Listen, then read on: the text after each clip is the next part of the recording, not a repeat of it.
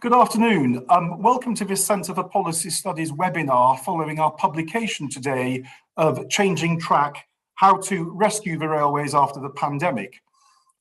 We have, at the Centre for Policy Studies, published this paper after a considerable amount of research based on what a near future network looks like, what are the demands of a future network after the pandemic, what the radical reform, which I think we all agree is needed, how it actually gets deployed, and how actually the emergence of Great British Railways represents an opportunity, so long as the right levels of innovation and leadership from government are seized and followed through.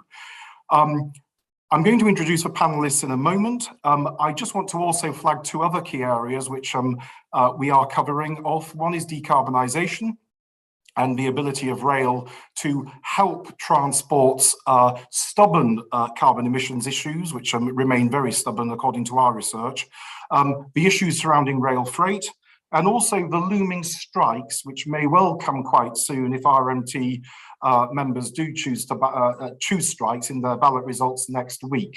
I'd like to introduce the panel members today. We have Stephen Hammond, Conservative Member of Parliament for Wimbledon and former Rail Minister. I think you've been Rail Minister twice, Stephen. I think that's from memory. You did it on two occasions. No, just once. Just once, apologies. I think I'm thinking of Simon Burns, apologies. We have Joe Lewington, the Chief Environment and Sustainability Officer at Network Rail. We have Andy Bagnall, the Director General of the Rail Delivery Group. Champa Magesh, the President of Trainline for Business. And myself, I'm a research fellow at the Centre for Policy Studies, and I have written on rail-related issues for quite some time. My first contribution was, believe it or not, 10 years ago with this document calling for more open access competition on the long-distance high-speed routes, something which is only partially delivered, and we are calling for more of it in our report today. What I'd like to do is go around the panel and allow each member to provide their analysis on where we are, where we're going, and what needs to happen, given the challenges which our report finds. Some of it is obvious to a lot of people watching this, but I just want to outline where we find the greatest concern. The pandemic has decimated what we used to call the 5-day peak commuter landscape. Which used to be a great golden goose for the railways, as we know, peak pricing of tickets in the peak for the commuter districts, particularly London and the home counties, but also our other great cities. The statistics are particularly interesting with regards to what Zoom and video conferencing has done. Will it ever come back? We find that the 5-day peak commuter market is as low as 15 to 20% of what it was. People are coming in outside of the peaks. They are choosing to travel Tuesday, Wednesday, Thursday, or Tuesday, Wednesday. They're not doing the 5-day anymore. We are finding a very interesting and robust return to the intercity market, particularly what we might call the leisure market. And we also find, which often isn't taken into account with rail's budgeting, the wider issues of the interrelated networks, such as Sadiq Khan every other quarter demanding more money to keep the underground going, which obviously ultimately comes from Treasury. We have Crossrail opening next week formally. I see the Queen visited today, but coming hot on the heels of a strategy which was for a brand new underground railway in London to meet the kind of demand curves we were looking at in 2012, 2013 and beyond. Will they be there? And will the national rail network still be able to feed London Underground and negate some of these issues? Stephen, I thought I would come to you first, if I may, as a man hugely experienced in these issues, to ask and I will just point out an important commuter railway station at Wimbledon as well, on the underground, your perspective of where we are, what the challenges are, and what GBR has to get right. One thing we do make a strong point on in the report, by the way, is we need the most advanced digital ticketing approach going forward, the finest in the world, to get people back on trains and also to reward their loyalty. But we can come on to that throughout the hour. Stephen. Thank you, Tony, and thank you for your report, which I'm really much looking forward to reading the whole of it. COVID has changed much of our lives. So many of the certainties we knew before March 2020 have gone, and you're right to point out that the 5-day commuter market is now is now, to all intents and purposes, completely repositioned, if not dead. But there are a number of pressures that have remained the same. And some of those, I think the concern is, looking at the post-COVID railway, aren't going to be addressed by some of the proposals in Williams Shapps. I mean, I think there is a huge concern that the challenges for the railway are to understand the new drivers of demand and to fix a flexible, reliable service against that. Secondly, that whilst there is a need, a guiding mind for the industry, that ought to sit equidistant between the triangular interests of the DfT, the system operator, and the service providers. And I want to come on to that again in a moment. And then I think, as you rightly pointed out, there's a need for three other things. One is the greener railway and rail transport, although undoubtedly transport is 10% of the emissions, if not more. Most of that is road rather than rail, but so rail could still provide a very significant contribution to our net zero proposals, and increasingly the freight industry, because of options that will become available, because there'll be a reorientation of demand of passengers, might well take even more pressure off roads and could be a major thing, major contributor. And then finally, I think, I have two other points. One is, you talked about the digitalization and digital ticketing. I think that's absolutely right, but also the digitalization of the industry. So firstly, I think the first thing we need to say is that post-COVID, the railway will not go back to what it was before, but actually the railway, which it was before, was a great success in many ways, even in the 3 months before the pandemic in March 20. In every 4-week period, the railway gave 100 million to the treasury. It's now causing a subsidy of somewhere between 400 and 600 million. And so, much was talking about the broken franchising model and the broken failure of financing. But actually, there was still some great successes out there. And some of the concern, I think, that a lot of industry commentators have reflected in articles and pieces is that the Williams Shapps proposals may have much valuable things to say on demand, environmental and technological challenges. But the central challenge of what the railway, how you have a nimble system operator and a guiding mind that is not the operator, the strategic thought, the timetabler, the owner of rolling stock, the enhancer of infrastructure and the maintainer of infrastructure and the new projects, all sits within one body. And I think there's considerable concern that some of the initiatives that were started some time ago about looking at even more market-orientated solutions or getting the private sector more involved will be deadened off by Williams Shapps. I wrote an article recently, which is a little bit unfair, but I said that national institutions are either loved, like the National Health Service, or they become national jakes, like British Rail of the 1970s, 80s. And the real worry, I think, for many in the industry is by the recreation of GBR, we're potentially recreating that national joke. And therefore, I think there's a real tension on the GBR within the first 2 years to prove that it is a nimble system operator. So that's the first challenge.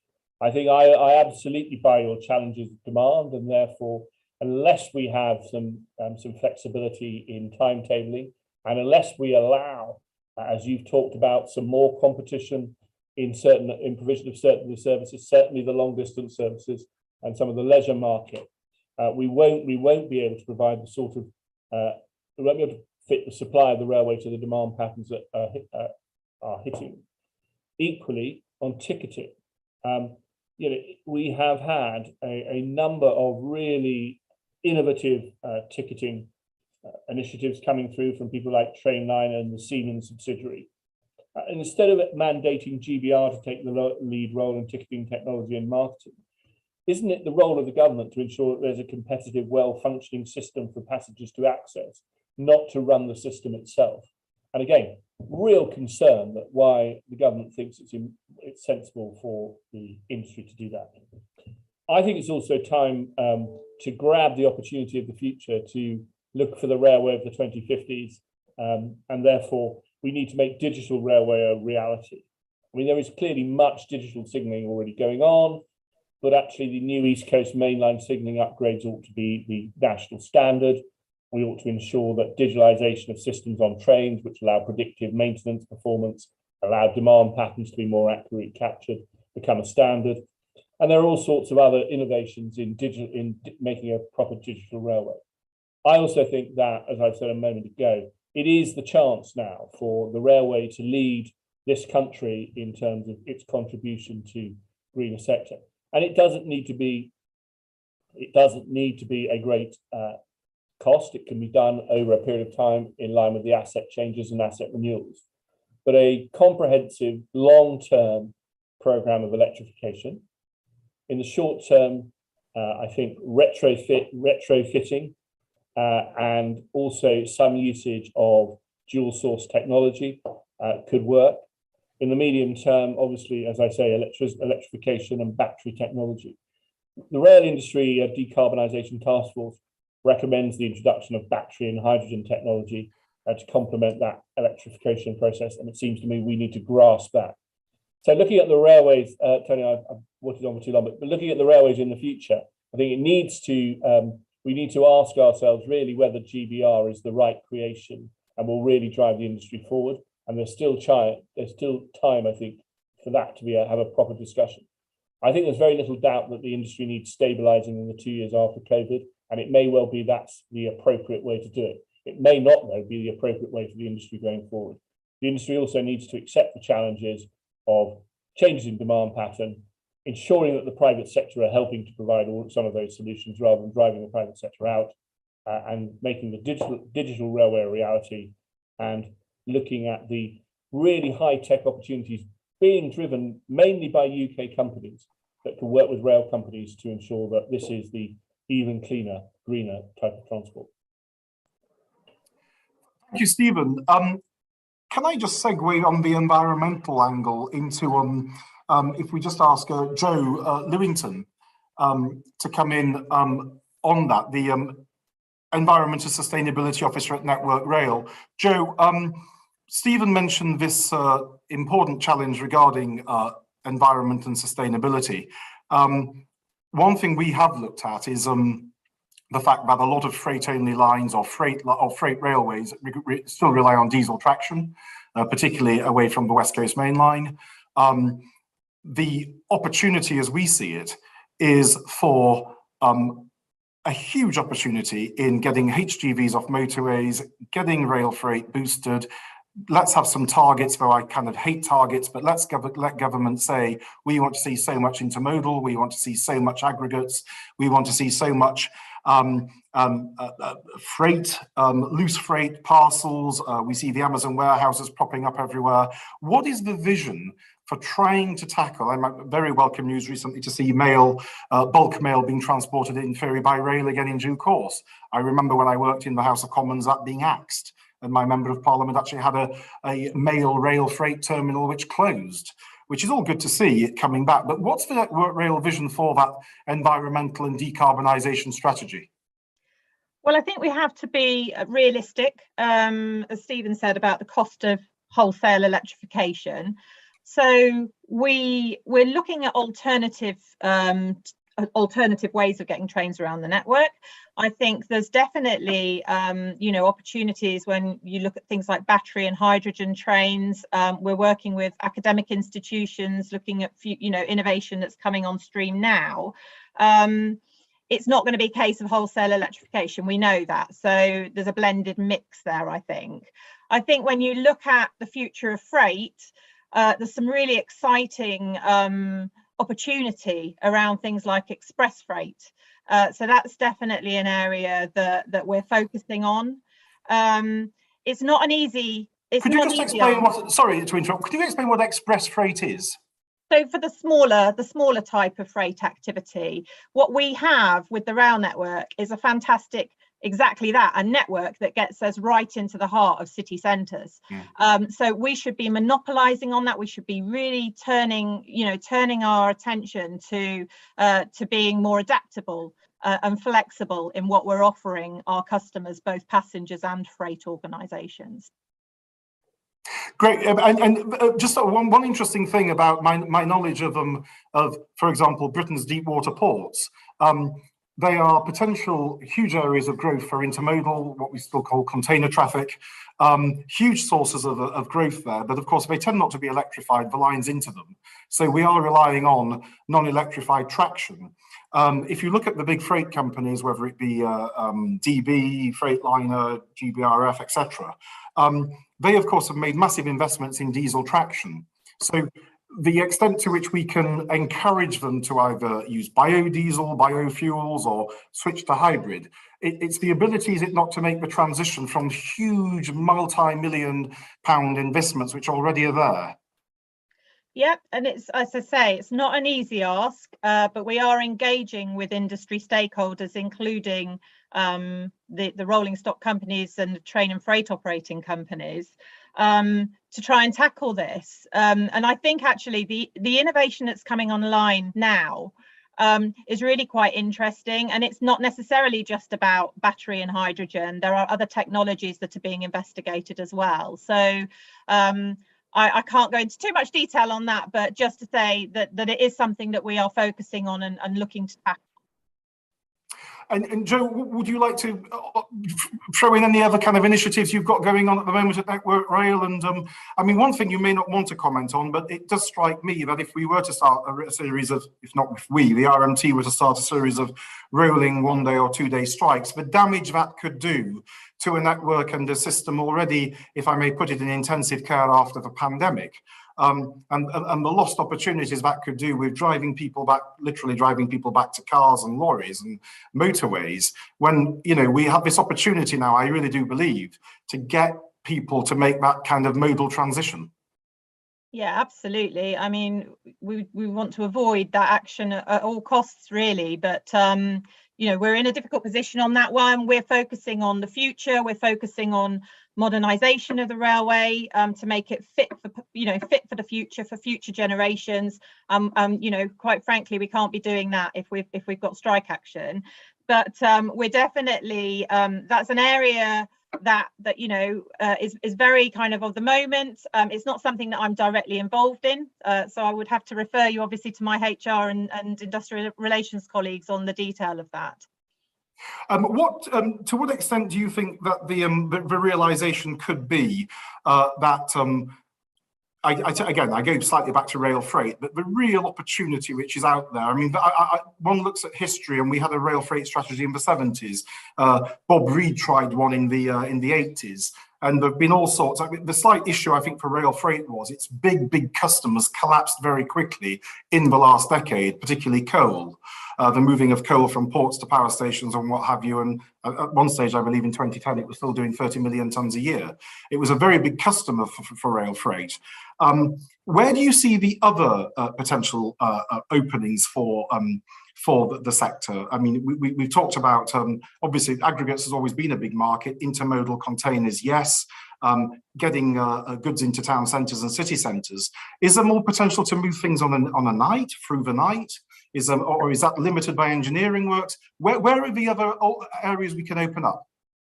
So this is something that we're looking at. I think that adaptability and flexibility is absolutely key for us going forward. There's still very much, you know, the rail network has the potential and still does provide a huge amount of connectivity of both people and goods throughout the UK.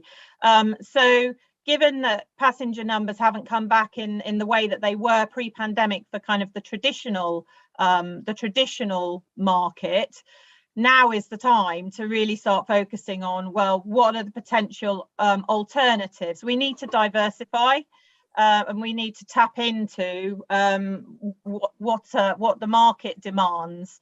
And if that is more freight, then obviously that's so be it. And I think one of the challenges that we have, and again, I'm not a timetable planner, but one of the challenges that we have in the rail sector is it's not necessarily easy just to flick a switch and change these things, but it's certainly something that is being focused on.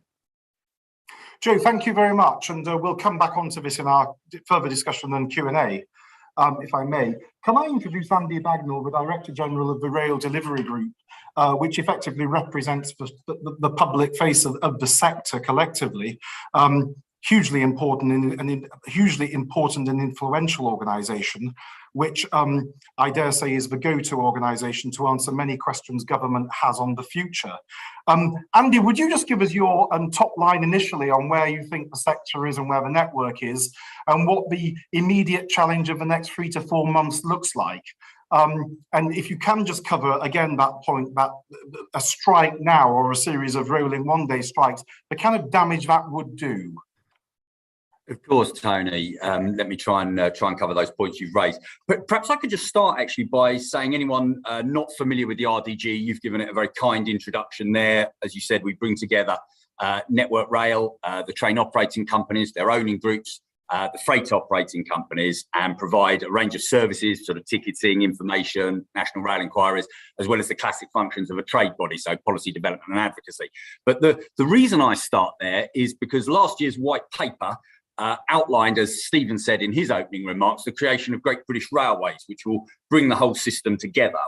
And GBR, Great British Railways, will take responsibility for a big chunk of the functions that Rail Delivery Group currently undertakes, the ones that it needs to act as the so-called guiding mind.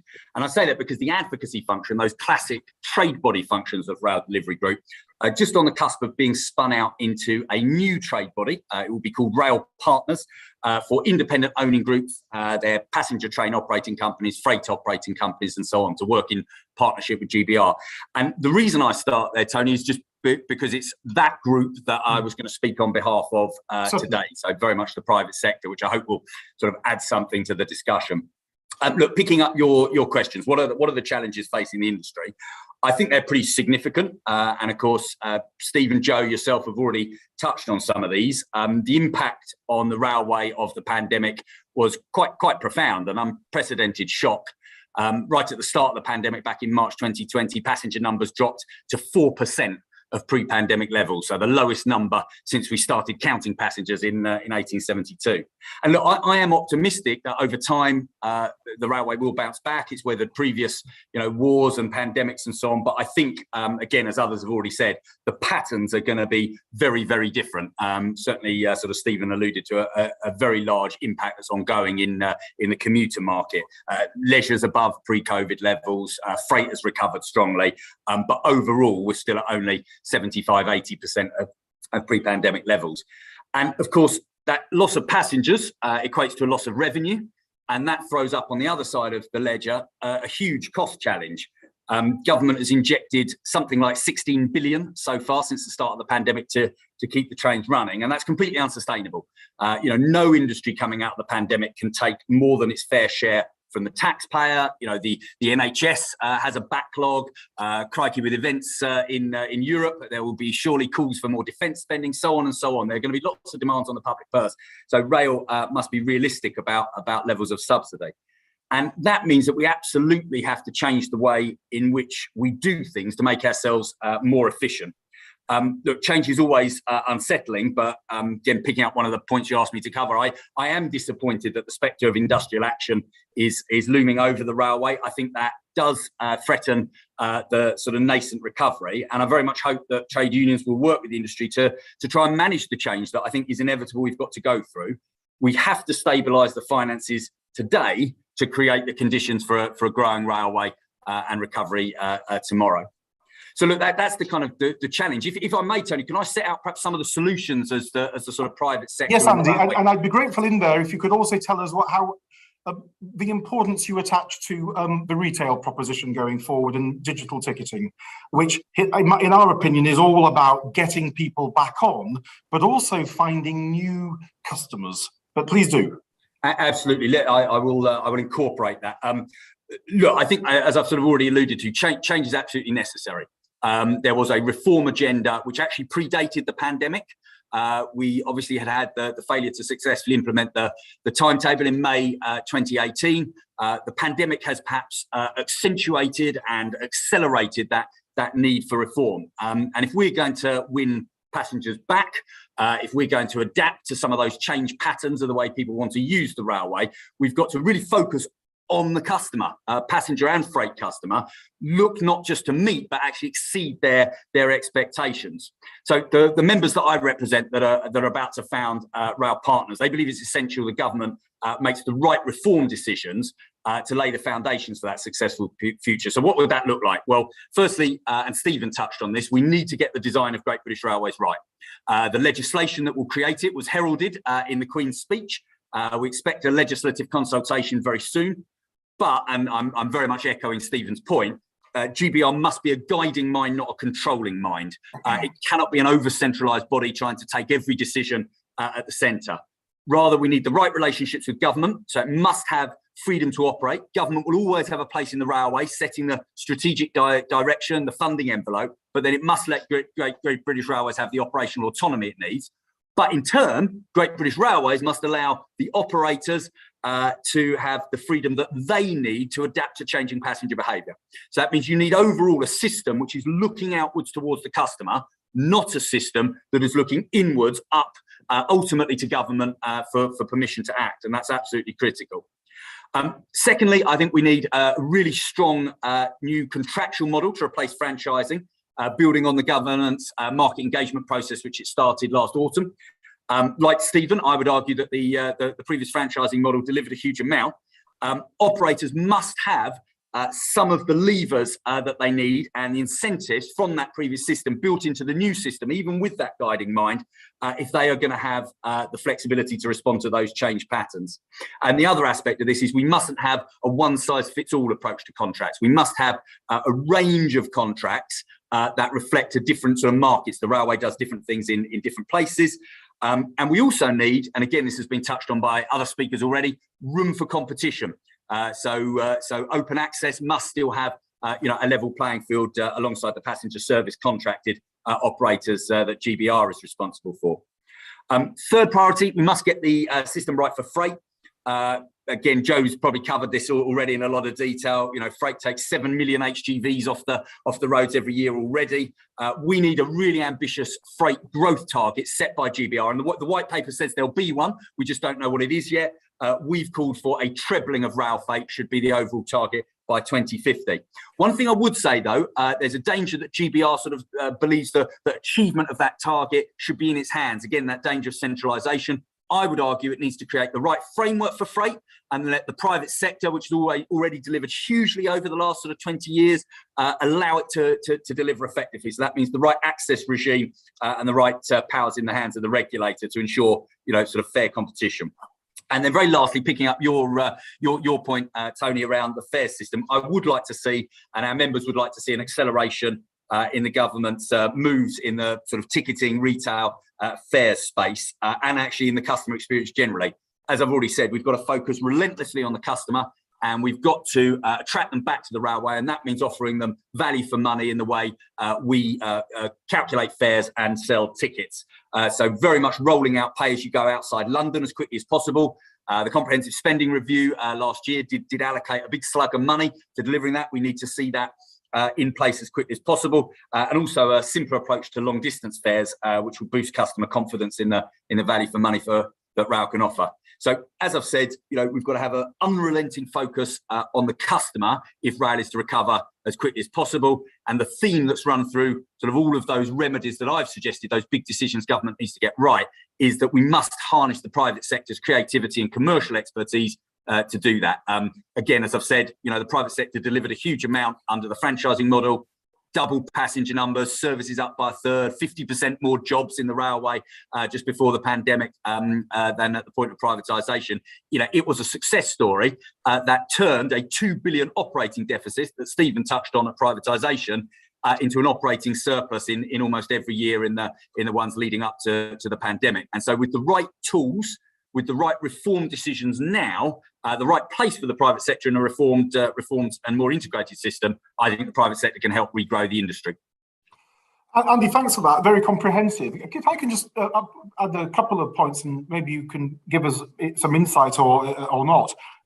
We find it, and have found it for quite some time, because as I said, we wrote a pamphlet on open access back in 2013. And I find it extraordinary that we have this wonderful case study now, as I would call it, on the East Coast Main Line, where you have Lumo, Grand Central, LNER, Hull trains all competing. We could get a train in an hour from King's Cross and enjoy some particularly low fares in comparison to West Coast and Great Western, and travel to Hull, Doncaster, Yorkshire, wherever, Edinburgh. And yet we don't have it on the West Coast Main Line, we don't have it on the Great Western, we don't have it cross country, we don't have it on the South Coast. Why is it that it hasn't gone onto those other lines? Is it a lack of applicants? Is it ORR? Is it government? I just find it extraordinary that the King's Cross passenger is benefited to that degree and the Euston and the Paddington and the Waterloo passenger isn't. Look, I think it will be a mixture of all of those factors that you've just described. To a certain extent, it is about private sector operators looking at where there's space in the timetable and a commercial opportunity where they can offer something that the existing operators aren't. I mean, one thing I would say is that the principle, which I think we're very much agreeing on, of having a degree of on-rail competition, so competition in the market as well as competition for the market at the point of bidding in to passenger service contracts, is very important. In RDG's original submission to the Williams Review, it feels a long time ago now, it was in 2019, we absolutely argued for that. Greater use of concession models, so tighter, more specified models in urban areas, and actually multiple operators, either through franchises or open access on long distance routes. That's something we want to see. If I may interrupt, which was actually reported and agreed to and supported by the CMA back in 2017. Indeed so. So we thought that was the right answer. Now, look, the white paper has moved that debate on. We're not going to see sort of multiple passenger service contracts, to the best of our knowledge, on those long distance markets. But we are really clear that within the passenger service contract framework, those long distance models need to give the private sector operator much more flexibility to respond to market conditions. Those long distance routes are competing with road, with air in a lot of cases. So they need to be a different model of contract to the more tightly specified concession markets in urban areas. And also, as I said, there does need to be a space for open access where the private sector can spot opportunities and believe it can deliver for the customer to sort of work alongside the passenger service contracted operator on long distance. And that has positive effects, as you've set out. We know it helps create a better sense of value for money, a better range of sort of fares and ticket prices for the customer. Andy, thank you. We'll come back at some stage with the Q&As on that. Thank you very much for that contribution. Can I now ask Champa Magesh, the President of Trainline for Business, to give us an analysis, if I may say, and a cover off the challenge of retail, the scenarios of the myriad of ticketing and restrictions, and what that has encouraged over the last few years with regards to split ticketing and with regards to not having, in my opinion, the best retail opportunity and the best retail offering for a network which should pride itself on being one of the best in the world.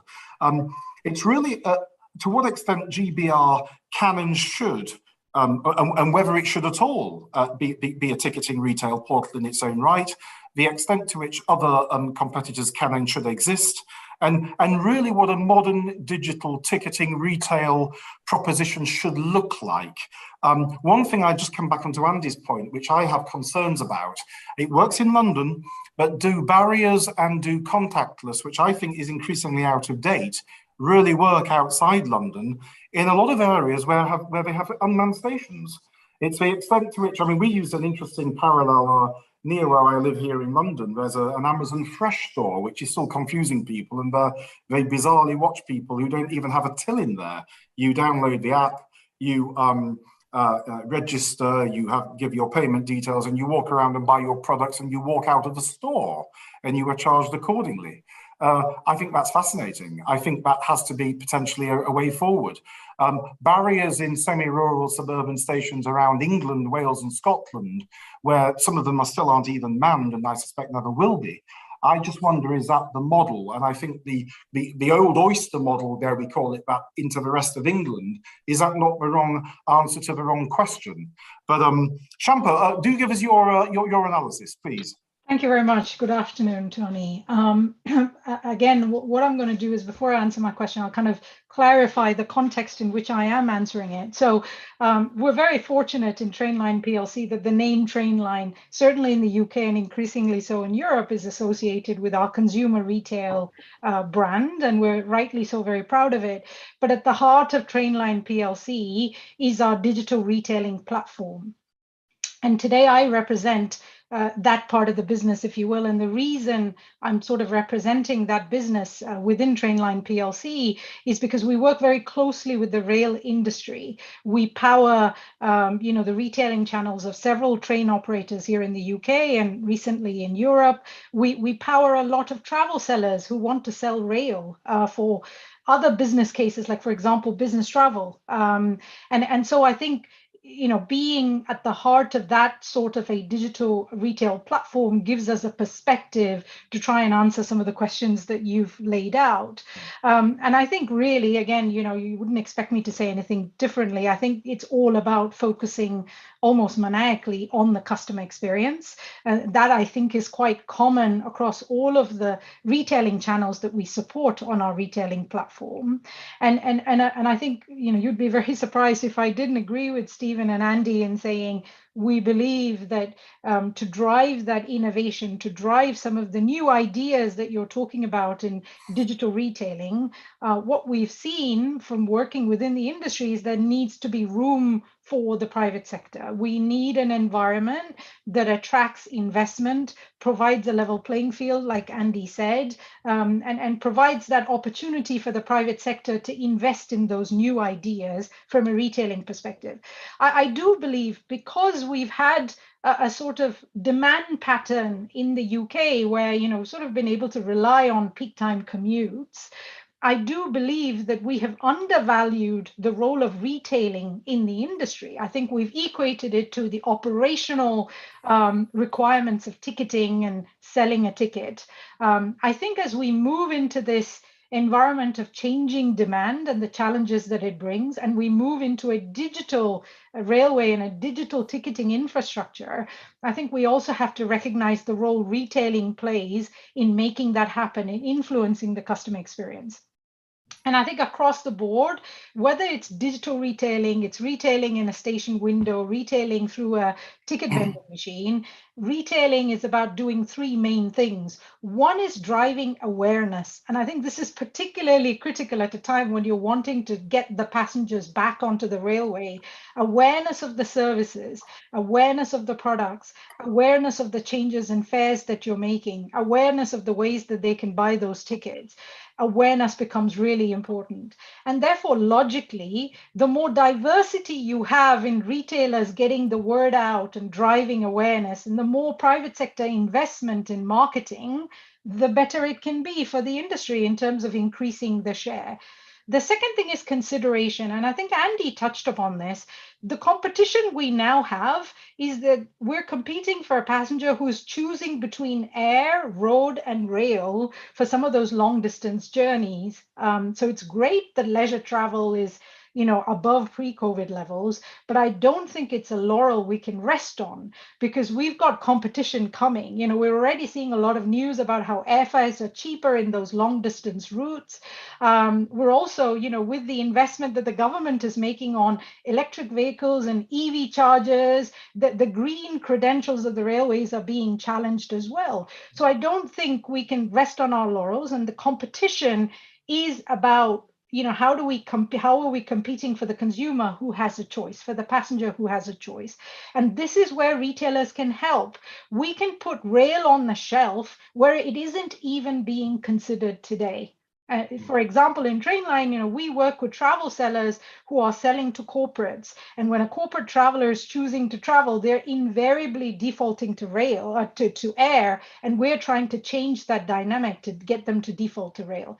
And then finally, it's in the usage. How do we reduce friction? How do we give them more passenger information in real time? How do we share disruption information? How do we make it easy and reduce cognitive load for the passenger to continue to use the railways and continue to return to using the railways? So I think there is an ask, if you will, that we need to stop undervaluing the role of retail, stop equating retail to a mechanical operational process, which I think sort of is a legacy of an offline, rail tickets are bought at the stations past, to a digital future, kind of like that Amazon Fresh example. If you go to a digital future, then anything is possible. Innovation is possible.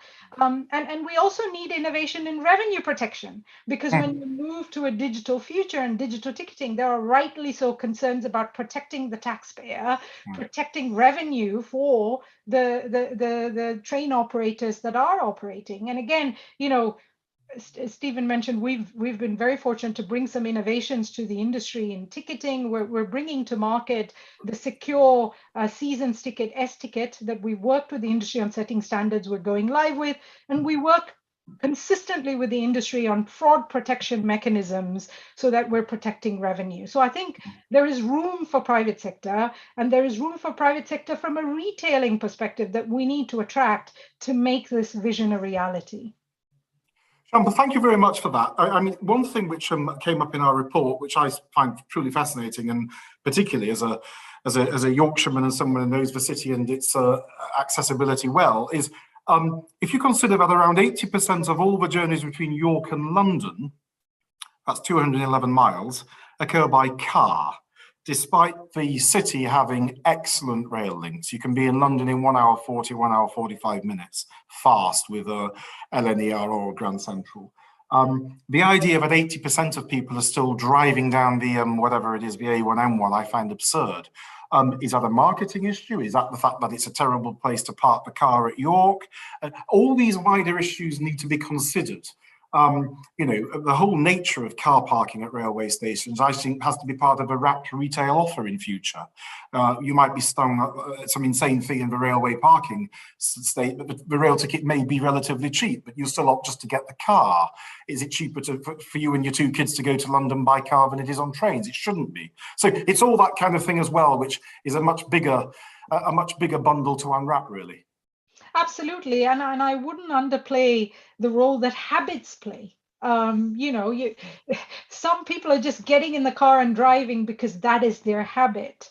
And it's how do we then change people's habits, which is what we're having to do in the industry. And this is the role that I think retailers play constantly. If you look in any industry, if you look at the airline industry, for example, the airline industry has direct retailing channels. Airlines sell their own tickets, if you will, but there is also a diversity of sellers of airline tickets, whether that is tour operators, travel agents, high street travel agents. There's a diversity of retailers who are helping educate and inspire the customer and help increase that consideration and drive usage.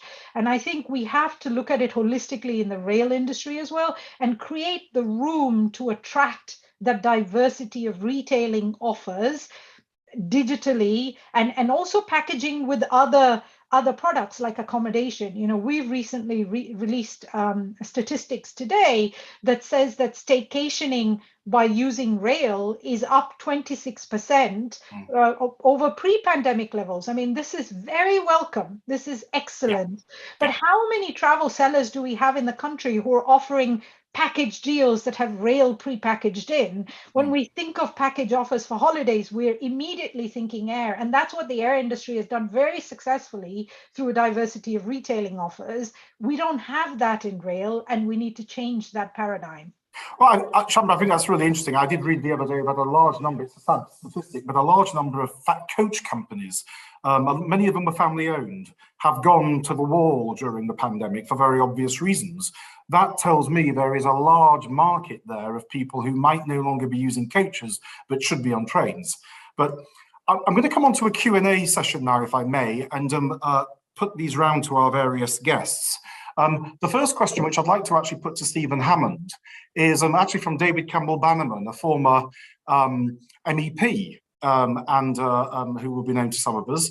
The question is, can I ask the panel, and I'd like to ask Stephen this, given his past role as a rail minister and very much an expert, can I ask the panel whether they think the new policy of replacing rail franchises, where private rail operators have revenue control and can innovate, which has meant there were more pre-COVID passengers carried than British Rail ever carried, and on a third more trains. To replace it with concessions which are just management contracts specified by the government, isn't this a retrograde step? And whether post-COVID recovery needs a rethink on whether we really need to lose franchising? That's from David Campbell-Bannerman. Yeah, Tony, thank you. I'm afraid I'll probably have to leave after this question, but Certainly. look, so I'm broadly in favour of David. There were a number of changes to the franchising model post if we turn back the clock 12 years, when you will remember the West Coast debacle and the concern then. And then Richard Brown did a review for the department on franchising. A number of us didn't. I mean, I was a minister at the time and I challenged a number of his conclusions. I wasn't sure he was right. And then, of course, in the mid-2010s, there was a change in the franchising model with, I would argue, some over-prescription being written in by the DFT and some lack of opportunity to look at really how the financial risk was going to bear. So I am of the view that it wasn't necessarily franchising model completely broke. It was the last iteration thereof. And I think, as I said earlier on, if the current model was to stabilize the industry, that would be fine. But if this is the long-term future, I seriously wonder in the long term, and I'm a bit more careful about what I say in public rather than what I say in private, but if I seriously look in the long term, what is the incentive for an operator to be in UK rail? If it's a management contract where you earn a relatively very small percentage on the price as your return, with a reward on top of that for good performance, which much of it is out of your control, and a relatively small amount of reward where the criteria is not absolutely transparent, against the amount of capital you're having to put up to be that operator, I wonder whether this is why I regard GBR as the renationalisation of the railway. So I think actually what should happen is that we should use this opportunity to stabilise the railway and then look at what might be the best way of looking at new demand patterns, setting the commercial operations, resetting the commercial operations at that stage. And so I have a lot of instinctive sympathy with what David is saying. Personally, I think that we should actually look at a franchising system for the second half of the 2020s going onwards, not trying to say we just need to put in, well, I think as Andy said earlier, the controlling mind of centralisation, which will undoubtedly, as we all know, or I certainly believe, will deaden innovation and deaden the opportunity for this industry to move quickly forward. Andy, you've got your hand up. Thanks, Tony. I wonder if I could come in and sort of reinforce what Stephen was saying there. Look, I think any objective observer of franchising from the point of privatisation to the pandemic would agree that franchising delivered as a system. You saw more people using trains, twice the number of people using them, much faster growth than the economy as a whole, faster growth than in comparable railways, in Europe. At the same time, I think most commentators would also agree that franchising was sort of creaking as a system. It had delivered a huge amount, but it probably did need a significant overhaul.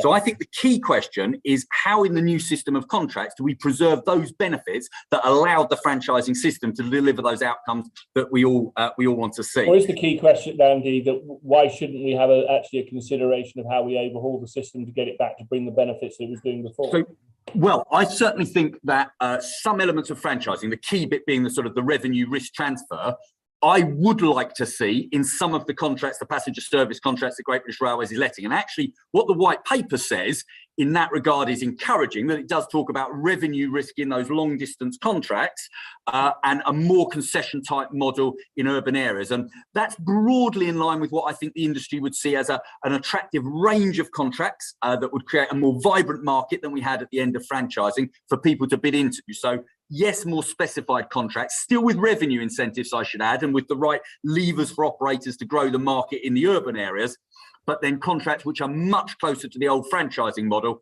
on those long distance routes with revenue transfer. And as I say, the white paper actually says that. It says one size shouldn't fit all, and it talks about revenue risk transfer in the long distance contracts, as well as revenue incentives in the more urban commuter markets. The proof of the pudding, though, is in the eating. And what we need to see coming out of the Department for Transport when it responds to its market engagement is setting out actually that range of contracts and making sure what it doesn't do is build a system that's designed just for those concession contracts, and then down the line it makes it impossible to do the kind of revenue risk transfer that Stephen and I are both talking about. So recognising rail does different things in different places, and having a spectrum of contracts to suit that's critical. We've got a comment, really. It's a statement, but it can generate a question from Roger Ford, who I think is the same Roger Ford who is a well-known rail writer. Network Rail has vetoed contractors, including in their provision for connection to the Thames container ports, the current renewals of Thameside electrification system. Meanwhile, GB Rail Freight has just ordered 30 high-power electro-diesel freight locomotives to replace existing diesels. The private sector freight operators are making the decisions now. Joe, is there something on that you'd like to come back to? You might want to not want to address the specifics of it, but I know I mentioned actually the point earlier, whereas the big container ports tend to be at the end of freight-only lines, and the rest they aren't electrified up to the point of the quay, you might say, that the port quay, the port side. Is there an issue that the private sector will follow, but it needs perhaps a bit more leadership, even targets? Yeah, and I think one of the roles that we have at the moment, you know, as Network Rail, is to be that instinctive industry leader. I haven't got my freight colleagues on the call with me, but I would link in with them in our system operator team, specifically about the example that Roger has provided there. We need to be working together as at an industry level to tackle the challenges here. So we can't do this in our silos. And I know that we are working with freight operators and we are working with other industry stakeholders to tackle the challenge. So apologies, Roger, that I don't have the detail on the specific example that you've raised there, but I will most certainly take it back to our system operator colleagues and discuss it with them. Champa, we've got a question here from a Raymond Bulger. If I may ask Champa to answer first, and then Andy quickly. I know you have to leave promptly at past. What persuades some people to buy their tickets from Trainline and pay a booking fee rather than buy the same ticket from one of the TOCs without paying a fee? Well, I think, from a Trainline PLC perspective, we obviously power TOC retailing channels as well as, have a retailing business ourselves. And I think from our perspective, we sort of tend to see the passenger as a homogenous entity. A commuter is a commuter. And I think what we're starting to see is that depending on context, customers have different choices. When you go through that funnel of awareness, consideration, and usage, there are different premiums customers are willing to pay for what they trade off, whether that is a value premium or a convenience premium or an elimination of friction. And so I think what, again, various retailers will do is, sort of assess what is that value they're defining and set their commercial policies accordingly. We know that, for example, with the TOC retailing channels, every individual train operator sets their own commercial customer experience and commercial policy. So I think that it's a recognition that diversity of appetite from customers is a recognition that there's an opportunity to make different trade-offs and deliver the customer experience that is configured to that particular customer's needs. Andy, would you have anything to say on that? I mean, one key question, I know you've got to leave in a moment, but one key question, I suppose, is if GBR is going to be its own retailing proposition, and if that's the case, then fine, and it must face competition, I would hope it would. The extent to which people might say, well, do we have to pay a commission to that, or we're not, as it were? Is that a fair issue from what Mr. Bull just raised? Well, look, firstly, just in response to the question, obviously TOCs do sell a huge amount of tickets. I think rightly or wrongly, there is perhaps a perception around sort of fragmentation in the industry. I know just friends I have who sort of don't work in the railway sometimes think, well, you can't buy, a ticket for a long journey from one train operator. Don't I need to go to different websites to buy tickets? That kind of misperception. Whereas, of course, in fact, every TOC sells every ticket. Clearly does give an advantage, if you like, to that sense of sort of coherence of a one-stop shop. And of course, that's what the white paper is proposing for Great British Railways, that it will have a single retailer rather than individual operators do it. I'm really clear, though, that there should still be competition in the market. I obviously represent private sector train operators, but fundamental to that is the belief that the competition between operators for the contracts and, as we've discussed earlier, sort of on rail between operators drives innovation. It drives the ability of the private sector to use that entrepreneurialism to, in the end, sort of grow the railway. And that's also true in the retailing space. Competition actually is what has driven sort of innovation on Trainline and others. Other retailers' behalf. So I would like to still see that. Last point for me, what is also clear is that one of the things that puts people off buying train tickets, whichever outlet they purchase them from, is the sheer complexity of the ticketing system. And again, Champa has said this much more eloquently than me already around, some of the need to simplify that system, change the underlying sort of fares regulation so we can offer just clearer value for money propositions, multimodal propositions. I love the idea, of package holidays with the railway rather than the plane at the core of them. Those kind of solutions are what we collectively need to do as an industry in order to attract people back. Andy, thank you. We're coming in perfect timing, I must say. We're coming up to 2:30, which is the conclusion of this webinar.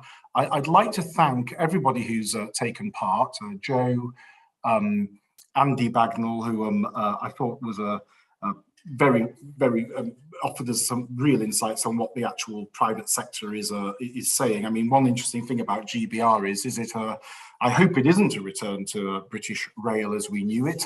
I will just say one thing: anyone who looks at the history, the history of British Rail from about post 1970, should be concerned if GBR were ever to look at going that way, or were ever to find itself in that state. By about 81, 82, 83, they were looking at another version of beaching, which a lot of people have never heard of. It was called the Serpil Report. Thankfully, it didn't get implemented, but they were talking about turning many more lines into roads, and it would have been a catastrophe. And the growth we saw in the 90s and the noughties wouldn't have happened. So thankfully, there were politicians around at the time who chose not to adopt the Serpil Report. There's a heck of a lot to be done. We are talking about rescuing the network, in my opinion, in our opinion. And I'd just like to thank everybody for taking part today. Please, for those who've been watching, do read our report. We'd be grateful to have your feedback. And hopefully we can do this again sometime soon, maybe after we've got the transport bill and we see what the debate looks like in the Commons. Grant Shapps said to the Transport Select Committee last month, he's putting a big bet that passengers will come back. Well, I hope his bet's right. They simply won't come back in the forms and the flows they used to. And they won't be paying the same kinds of money to the same operators at the same times as they used to. And that's part of the challenge. But thank you again, everybody. And I will just say to those who've been watching, do subscribe to the CPS newsletter and join the CPS. That's our plug. And thanks, everybody, for taking part. Thank you.